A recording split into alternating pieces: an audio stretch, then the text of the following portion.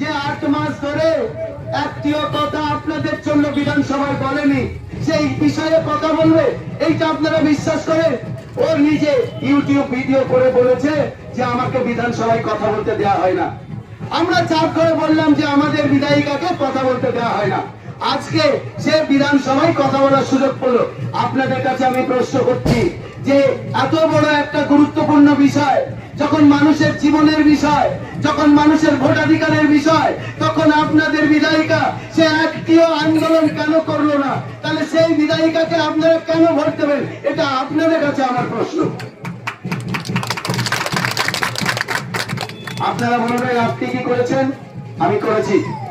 আমি দেবগ্রাম কাটোয়া মোড় থেকে বিডিও অফিস অব্দি প্রায় 250 লোকের মিছিল নিয়ে গেছি। আপনারা আমার সাথে যাননি। আপনারা কেউ কেউ গেছেন, কেউ কেউ যাননি। আপনাদের বিধায়িকা চাঁদ ঘরে গিয়ে বলেছে ওই এসআইআর বিরোধী মিছিলে তুমি যাবে না। ওখানে গিয়ে মানুষের বাড়ি বাড়ি গিয়ে তাদেরকে বুঝিয়েছে যদি এসআইআর বিরোধী মিছিলে যাও তাহলে তোমরা বাড়ি পাবে না, ঘর পাবে না, টাকা পাবে না। আপনাদেরকে প্রশ্ন করছি, এটা আপনাদের সাথে বিশ্বাসঘাতকতা নয়? এটা আমার কি আন্দোলন আমার জন্য ছিল? আমার কি আন্দোলন আমি আমার জন্য করেছিলাম? আরে এমএলএ যে কটা টাকা মাইনে পায় সেই কটার থেকে বেশি ট্যাক্স আমি প্রত্যেক মাসে দিই। এমএলএ চেয়ারের জন্য আসি। আমি এসেছি আপনাদের জন্য, আমার জন্য। আমার বাচ্চার ভবিষ্যৎ সুনিশ্চিত হবে যখন আপনার বাচ্চার ভবিষ্যৎ সুনিশ্চিত হবে।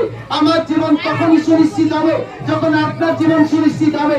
এখানে প্রত্যেকটা সংখ্যালঘুর আজকে একটাই চিন্তা যে তাদের সিকিউরিটি, তাদের নিরাপত্তা, তাদের নাগরিকত্ব, তাদেরকে বেওয়ারিশ লাশের মতো এই সরকার করতে চায়। তারা আমাদেরকে বঙ্গোপসাগরে ছুঁড়ে ফেলতে চায়।